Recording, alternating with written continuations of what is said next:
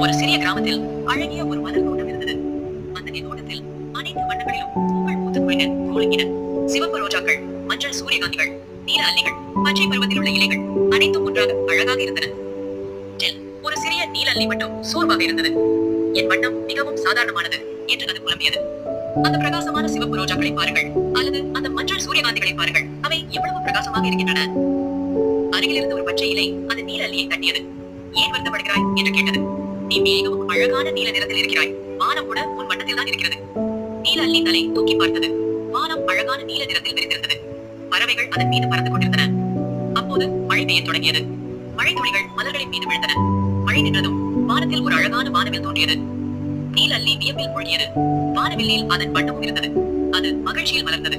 அது புரிந்து கொண்டது, ஒவ்வொரு வண்ணமும் தனித்துவமானது மற்றும் அழகானது. Moral of the story: ஒவ்வொருவரும் தனித்துவமானவர்கள் மற்றும் அழகானவர்கள்.